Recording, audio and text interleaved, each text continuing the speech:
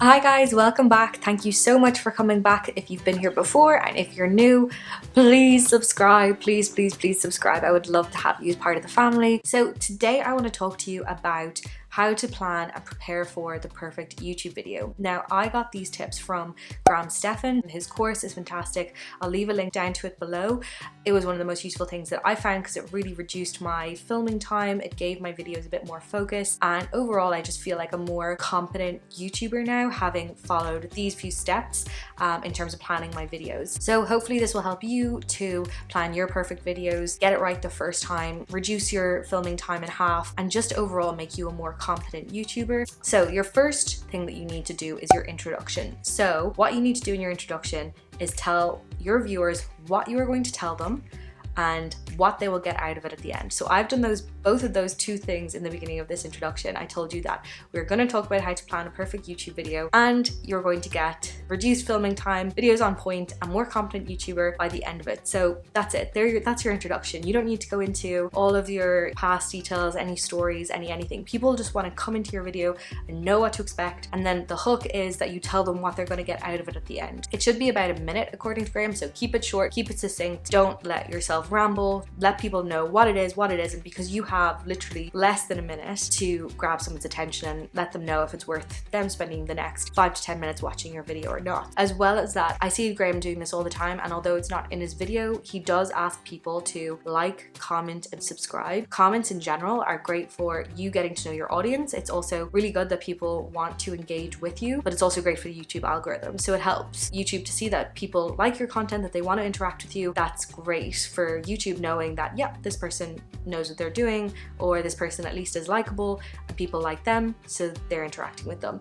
So your introduction should be, again, about 1 minute.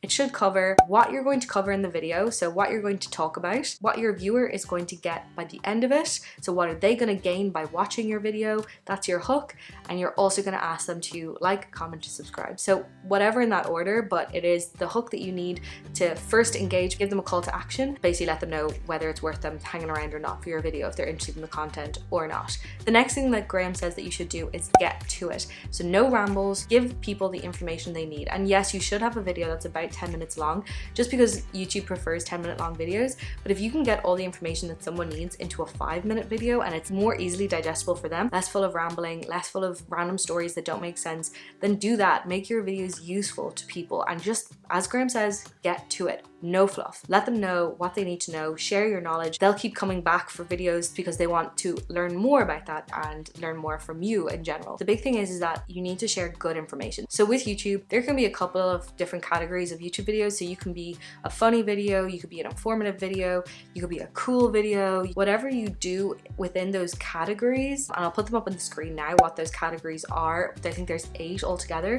You either need to be the best in that category, so try and be essentially one of the best producers, or be slightly unique. You cannot be mediocre, otherwise it's just not going to work. The YouTube algorithm is essentially testing you against other YouTube channels, YouTube videos, and they're seeing which one does better, and essentially if yours isn't better than the person beside you, they're going to push their video, not yours. Overall, you need to be either the best at what you do or slightly unique, and that's it. So whatever way you want to go about that, whatever category you want to fit into, make sure that you're hitting one of those 2 ticks, either unique or the best, or both. Another way to make sure that people like your videos and they get the most out of your videos is to keep them stimulated. So keep them watching. Obviously, watch time is a huge thing for the YouTube algorithm. So you need to put cards up, you need to have cool music in the background, and you need to do things like coming in and out of the screen. You need to be keeping them engaged. Keep different parts of their brain moving, and that will keep them engaged. And essentially, as you're sharing your information,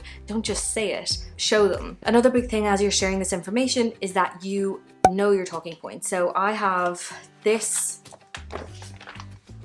notebook that I write all my videos in, that I'm not reading off a script, but for sure I have all my talking points and things that I want to talk about during the videos so that I don't miss anything.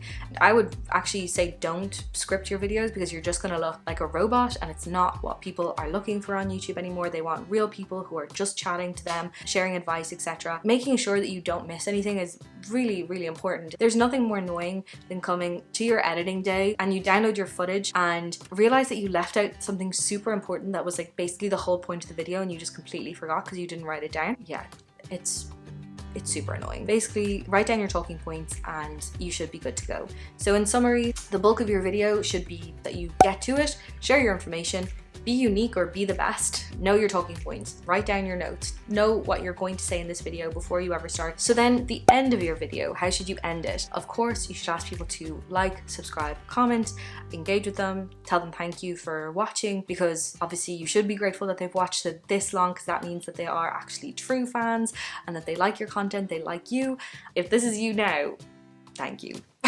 So the other thing is obviously to sum up the key learnings. So I've done that as I've gone through the different sections and made sure that people really understood what my points were, because if you're giving a lot of information, it can be difficult for people to process it all without it being kind of summarized. Another thing to do is at the end, if you have any really key learnings, so things that you think were the most important thing, or if you have any stories to support your information, personal stories, again, they're your true fans, so they want to hear more about you. And so this is the point where I would put in a story to kind of round off the video. For me, key learning is Graham Stephan is really great, a really good YouTuber. He's got some really good tips and tricks. If you want to make the investment in yourself and go through the course, 100% do it. That is it for my tips and tricks direct from Graham Stephan. So no credit to me, all credit to Graham. As I said, I recommend his course and I'll leave the links below. To sum it up, I'm sure you're expecting this, but please comment, like, and subscribe. Thanks again for watching. Thank you so much, and I will see you soon. Bye.